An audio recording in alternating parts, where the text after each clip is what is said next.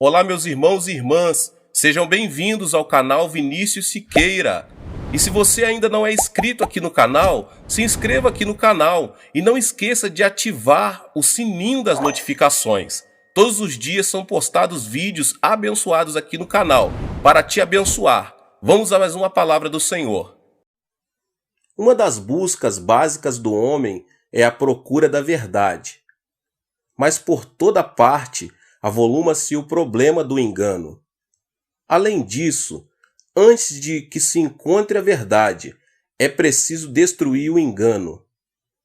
Os crentes encontram-se empenhados numa guerra de emancipação espiritual contínua. Uma de suas tarefas primárias é a destruição do engano na mente. Os incrédulos vivem sob o domínio de Satanás, sofrendo a maldição da morte desde o tempo de Adão. Não apenas temos a responsabilidade de destruir o engano ao nosso redor, mas também somos obrigados a lutar a fim de livrar os outros dele. A chave da destruição do engano encontra-se na palavra de Deus, a Bíblia. Porque as armas da nossa milícia não são carnais, e sim poderosas em Deus para destruir fortalezas, 2 Coríntios 10:4. Se desejamos destruir as fortalezas do engano na mente, devemos usar armas divinas, armas de poder permanente, não de força temporária. A passagem bíblica que eu acabei de citar continua dando a maneira tríplice pelo qual o engano pode ser erradicado da mente da pessoa, anulando os sofismas e toda altivez que se levanta contra o conhecimento de Deus, levando cativo todo pensamento à obediência a Cristo. O verso 5 desse texto. O engano pode ser destruído de 3 maneiras. Então, a primeira maneira de anular todo o engano na mente é anulando os sofismas. Uma maneira de lutar contra os enganos de Satanás é anular sofismas, raciocínios humanos. Se você e eu desejarmos destruir o engano, devemos anular sofismas, quebrar argumentos orgulhosos e demolir a sabedoria humana. Ao ler em Gênesis a respeito da vida de Adão e Eva no Jardim do Éden, podemos perceber os princípios do engano de Satanás. No jardim, Adão e Eva tinham permissão para comer todo tipo de alimento maravilhoso, com exceção de um, o fruto da árvore do centro do jardim, a árvore do conhecimento do bem e do mal. Deus disse-lhes que estavam proibidos de comer dessa árvore.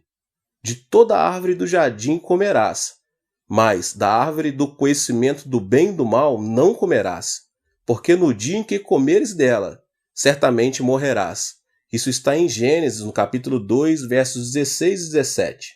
Em certo sentido, a árvore do conhecimento do bem e do mal era o fruto do raciocínio. Deus tinha e ainda tem autoridade absoluta. Seus mandamentos devem ser obedecidos incondicionalmente, sem o uso do raciocínio humano, referente ao bem e ao mal. Ao entrar Satanás no Jardim do Éden, manobrou a situação de tal maneira que o mandamento de Deus tornou-se objeto de sofismas, raciocínios sobre o bem e o mal. A história do livro de Gênesis ressalta tal fato.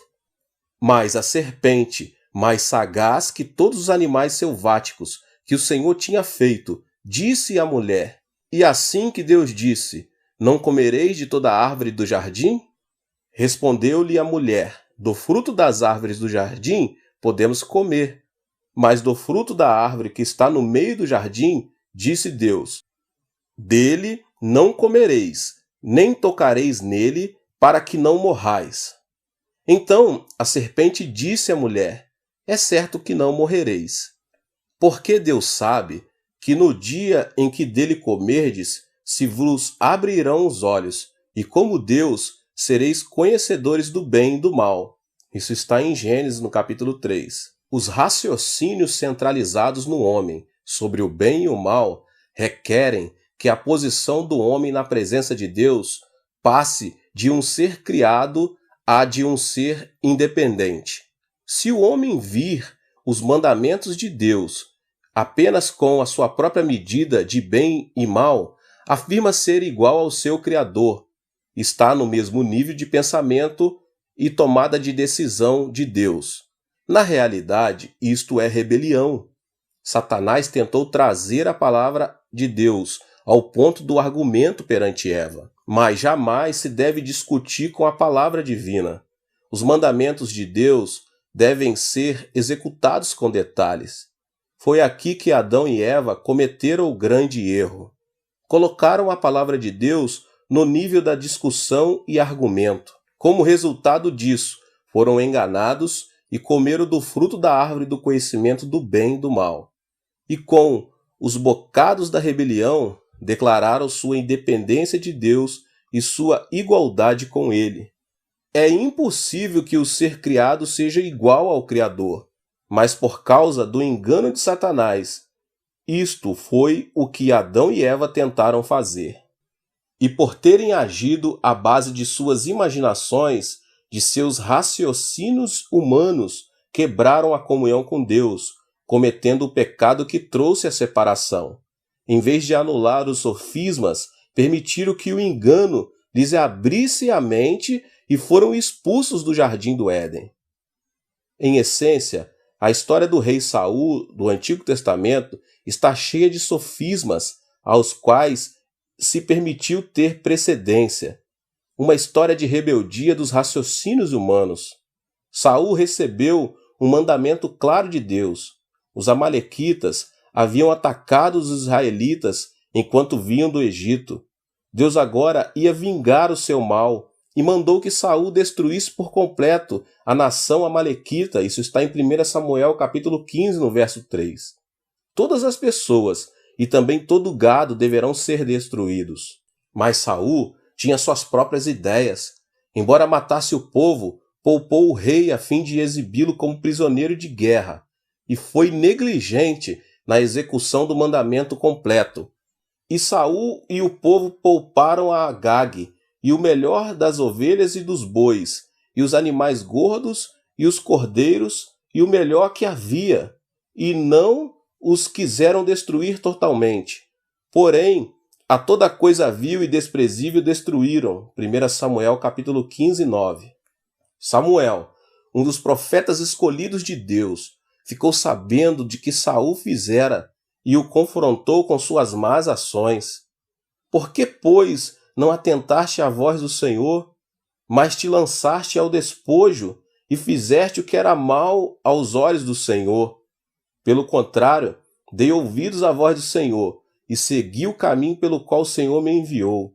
E trouxe a Agag, rei de Amaleque, e os amalequitas os destruí totalmente. Mas o povo tomou do despojo ovelhas e bois, o melhor do designado à destruição para oferecer ao Senhor teu Deus em Gilgal. Samuel respondeu ao engano de Saul, dizendo: Tem porventura o Senhor tanto prazer em holocaustos e sacrifícios, quanto em que se obedeça a sua palavra? Eis que o obedecer é melhor do que o sacrificar, o atender melhor do que a gordura de carneiros. Porque a rebelião é como o pecado de feitiçaria, e a obstinação é como a idolatria e culto a ídolos do lar. Visto que rejeitaste a palavra do Senhor, ele também te rejeitou a ti, para que não sejas rei. O rei Saul não havia aceito o mandamento de Deus como uma ordem absoluta. Aceitaram o mandamento divino, segundo suas próprias imaginações e raciocínios, seu próprio entendimento do bem e do mal, visando o seu benefício e forma de pensar. Temos a tendência de fazer isso também, meus irmãos. Como o rei Saul e como Adão e Eva, peneiramos o mandamento de Deus, a verdade última, passando por nossa compreensão do bem e do mal. Analisamos as verdades divinas à luz de nossas imaginações, nosso poder de raciocínio. Argumentamos com Deus, desejando ser independente dele e iguais a ele. Mas as imaginações humanas, raciocínio humanos acerca do bem e do mal apenas impedem a verdade.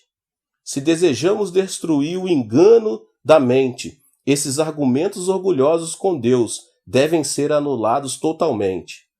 A fé é um elemento importante desta anulação. À medida que sua fé em Deus cresce e aprofunda, seus argumentos contra ele diminuem. À medida que seus raciocínios humanos e imaginações diminuem, você pode viver mais intimamente com Deus, e Satanás tem menos oportunidades de continuar a enganá-lo, continuar a impedi-lo de chegar à verdade da palavra de Deus. De modo que anulemos nossos sofismas, nossos raciocínios humanos. Obedecemos aos mandamentos de Deus sem questioná-lo, anulando assim nossos próprios sofismas, permitindo que a verdade de Deus brilhe com todo o seu resplendor. A segunda maneira de anular toda a fortaleza do engano na mente é anulando toda altivez. Podemos destruir o engano da mente, anulando toda altivez que se levanta contra o conhecimento de Deus. Esse é o verso 5 de 2 Coríntios capítulo 10. A construção da Torre de Babel retrata esse tipo de engano. Nessa época, as relações de Deus com o povo da terra eram boas. Depois do dilúvio, Deus prometeu: enquanto durar a terra, não deixará de haver sementeira e ceifa, frio e calor, verão e inverno, dia e noite. Gênesis 8:22. Deus completou esta promessa de continuidade perpétua com um conjunto claro de instruções: sede fecundos e multiplicai-vos, povoai a terra e multiplicai-vos nela. Gênesis 9:7. Mas o povo rebelou-se contra o plano de Deus. Ora, em toda a terra havia apenas uma linguagem e uma maneira de falar. Sucedeu que, partindo eles do Oriente, deram uma planície na terra de Sinear e habitaram ali. E disseram uns aos outros: vinde, façamos tijolos e queimemo-los bem. Os tijolos serviram-lhe de pedra e o betume de argamassa. Disseram: vinde, edifiquemos para nós uma cidade e uma torre cujo topo chegue até os céus, e tornemos célebre o nosso nome, para que não sejamos espalhados por toda a terra. Gênesis 11, do 1 ao 4. Note a intenção deles de construírem uma torre cujo topo chegue até os céus, a fim de que não sejamos espalhados por toda a terra. Seu engano surgiu de um desejo de construírem um monumento orgulhoso e eterno para si mesmos. Elevaram o reconhecimento próprio acima do reconhecimento de Deus. Deus lhes havia ordenado que se espalhassem e povoassem a terra, mas queriam o oposto, ajuntar-se e ficarem reunidos, um grupo de deuses autossuficientes e independentes. Por causa do seu engano, Deus foi forçado a agir. Deu-lhes línguas diferentes, trazendo confusão, que deu origem ao nome da sua cidade, Babel. Com línguas diferentes e compreensão confusa, o projeto de construção da torre parou. E logo começaram a espalhar-se mais, usando grupos de língua comum como pontos de unidade. Este mesmo tipo de ocorrência tem se dado repetidamente. Quando procuramos exaltar-nos a nós mesmos acima de Deus, tornamo-nos parte de um engano que deve ser confundido e detido. A linguagem é o veículo de ideias e ideologias. Por todo o mundo há múltiplas ideologias: comunismo, capitalismo, neutralismo, humanismo. A humanidade está sendo confundida, assim como o povo foi confundido na Torre de Babel, porque tem tentado elevar-se à igualdade com Deus, em desobediência a seus mandamentos. Por esse motivo, Deus tem permitido que um espírito de confusão domine o mundo todo hoje. A destruição do Império Romano também exemplifica este tipo de engano. A hierarquia religiosa romana tornou-se uma Torre de Babel espiritual. Então Deus fez com que esse grande império se confundisse. Dividiu-se em dois, do Oriente e do Ocidente, que foram destruídos por invasões de bárbaros. Outras civilizações também trouxeram consigo este engano destrutivo. O historiador Toynbee escreveu que no século XX, mais de 20 civilizações se levantaram e caíram. Toda a altivez que se levanta a si mesma contra o conhecimento de Deus deve ser anulada. E a terceira e última maneira de destruir as fortalezas do engano na mente são os pensamentos cativos. Um terceiro modo pelo qual podemos destruir o engano é levar cativo todo pensamento à obediência de Cristo. Nestas palavras encontra-se uma importante verdade.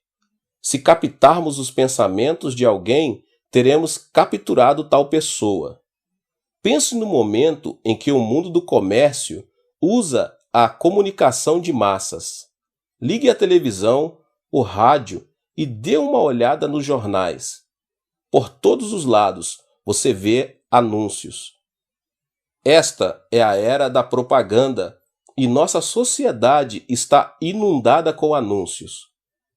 Alguns dias atrás, meus 3 netos viam televisão e apareceu uma propaganda de macarrão instantâneo. Foram a minha esposa dizendo: existe um novo tipo de macarrão. Por favor, compre para nós.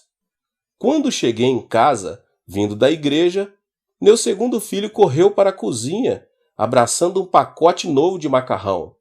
Papai, exclamou ele, olhe só. Vamos comer macarrão do jeito que eles mostraram na televisão. Mediante a propaganda constante, o mundo comercial capta os pensamentos e imaginações do público. Indireta ou subconscientemente, o público, você e eu, estamos sendo controlados pela comunicação de massas. Pensamos estar tomando decisões independentes, de acordo com os nossos próprios desejos, mas tal não é a verdade. Estamos sendo manobrados constantemente pelo mundo dos negócios, um mundo que continuamente joga propaganda em nosso subconsciente. Paramos de tomar decisões segundo nossos próprios desejos e aceitamos os desejos promovidos pelos anúncios. Hereges e comunistas usam as mesmas táticas para a captação do pensamento. Lavam o cérebro das pessoas, tornando-as escravas de suas ideologias e exigências. Somente quando nosso pensamento tornar-se cativo de Cristo, poderemos destruir o engano por completo. Somente então poderemos ter a liberdade da verdade. O próprio Jesus Cristo é a verdade última que nos leva à vida, à libertação, à liberdade e às bênçãos. A fim de destruir o engano na mente e desfrutar da verdade divina, seus pensamentos devem ser levados à obediência de Cristo. Tente absorver os pensamentos de Jesus em sua mente. Imprima-os em sua mente mediante o estudo da palavra de Deus e a meditação. Leia a Bíblia e medite nela com diligência e deixe que ela se torne parte do seu processo de pensamento diariamente.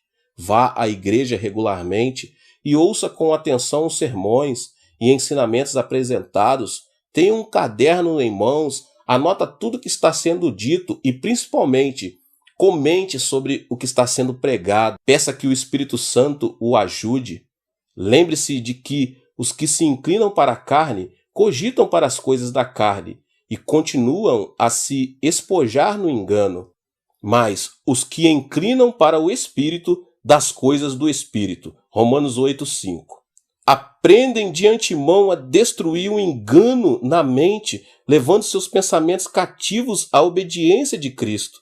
Se desejarmos sermos livres, a fim de desfrutar da verdade divina, então nós também devemos levar nossos pensamentos cativos a Cristo.